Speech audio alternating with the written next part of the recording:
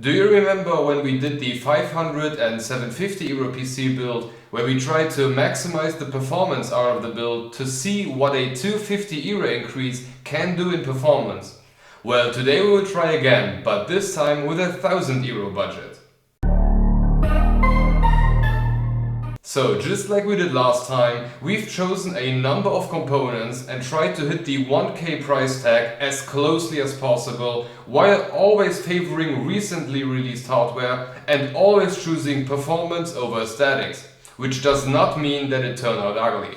So to get to the obvious question, what did we put inside? On the CPU side, we still had plenty of overhead with the 750 euro PC, so we decided that the Ryzen 3600X paired with a Be Quiet Pure Rock Slim should keep the pace with whatever GPU we will be using this time. Underneath this, we chose to upgrade the mainboard to a ASRock B450M Pro 4F. With its 4 RAM slots and RGB header, we should have all the features that we've been missing last time. And the RAM also got an upgrade, with 4 instead of 2 G.Skill Aegis 8GB sticks running at 3000 MHz. On the hard drive and PSU side, nothing has changed, as we decided to stay with the crucial P1 500GB NVMe and Intertek Argus 600W power supply, because an upgrade on these would not bring the benefit that we aimed for. For the case, we settled for the Intertek V3 RGB. With the brushed aluminum front, this case looks classy, while the side panel and the 3 included RGB fans make everything look powerful. And the last component, and by far the biggest upgrade, is the GPU.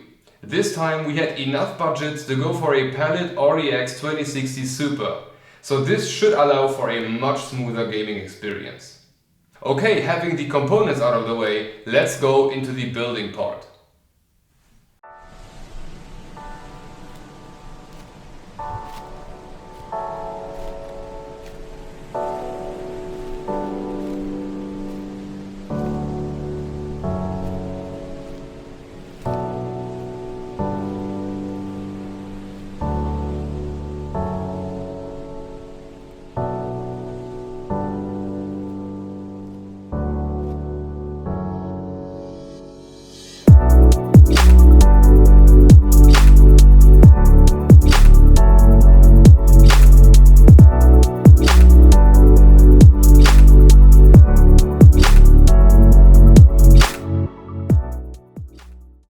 So, what can we say so far? Well, the build went fine. Despite the initial issues with the V3 case, everything was fine this time. But if you want to know what a mess it was in the beginning, I will leave the link for the review in the description.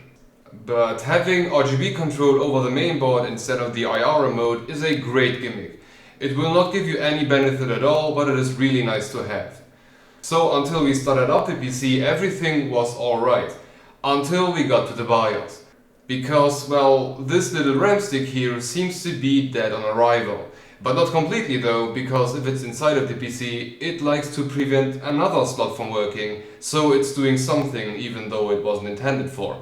Anyway, consulting G.Skill's RMA service, everything will be fine, but I have to send the whole set back to them, which would mean that I would have to postpone this video for a couple of weeks, and that's not really possible right now. So from here on, just keep in mind that there are 48 gigs of RAM, and that they may tend to run a bit slower than if I had all 4 of them installed.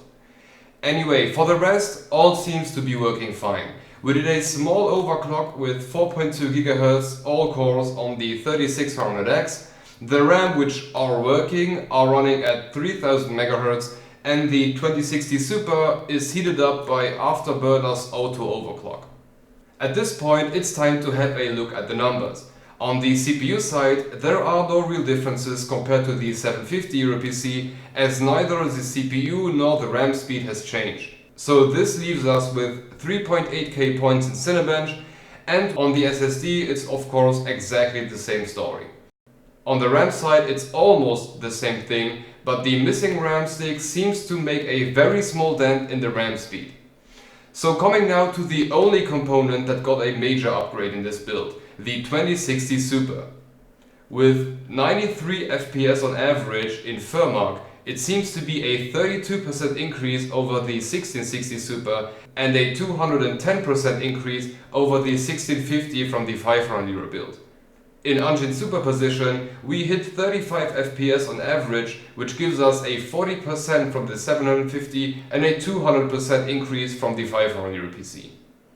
And finally, 3DMark's time spy test revealed that the 2060S added around 30% with 52 FPS on average. And looking at all the other GPU related benchmarks, it just seems that the 2060 Super always adds about 30 to 40% of raw benchmark performance over the 1660 Super. But do the in-game benchmarks show similar results? Starting off with Shadow of the Tomb Raider in 1080p, where the 1K PC starts with 126 FPS on low and slowly declines until it reaches 95 FPS with the settings on highest. And if you compare it to the 750 Euro build, it starts with a 6% increase, and as the quality goes higher, the difference also increases until it stops at 18%. If you set the game to 1440p, a similar picture comes up with 120 FPS on low and 78 on high. This time the difference is a bit bigger with 16 to 21% increase. With the game at 4K, the PC manages to deliver 56 FPS on low and stops with 43 FPS on high.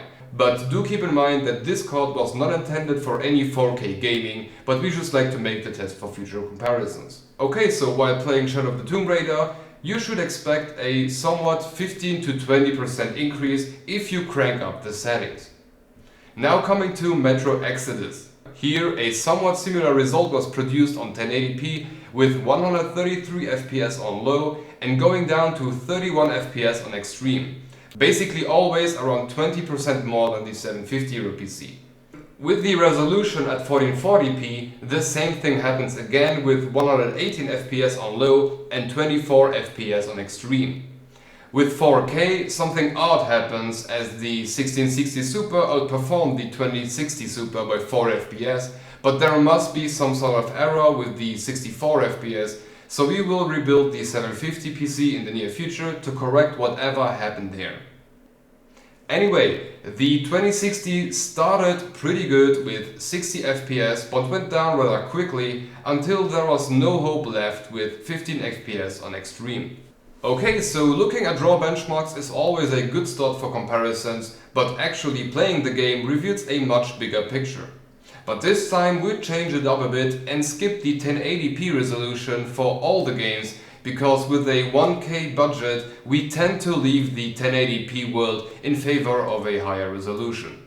So starting off with Crysis 3. At 1440p we could crank up the settings to very high and anti-aliasing set to TXAA high 4x, and the game managed to keep up with around 50 to 60 FPS. At 4K we had to go down a bit to SMAA 4x and the specs too high to keep the frame counter above 35. But then again, this is not in any way a 4K gaming rig. Switching over to Shadow of the Tomb Raider. At 1440p we left anti-aliasing at SMAA 22x and the settings on high to produce 55 to 65 FPS on average. On 4K the settings had to be set to low and anti-aliasing to TAA in order to keep up with something around 40 to 45 FPS.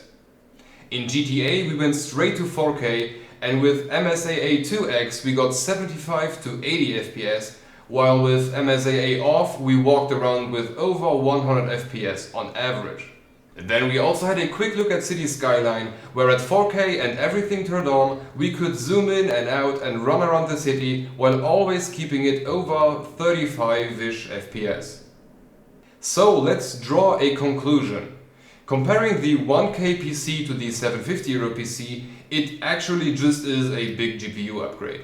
Sure, we have a better mainboard with RGB control and more RAM, but that won't give you any real performance benefit at all. So the only benefit you will find is in terms of gaming or GPU heavy tasks like 3D modeling, for example.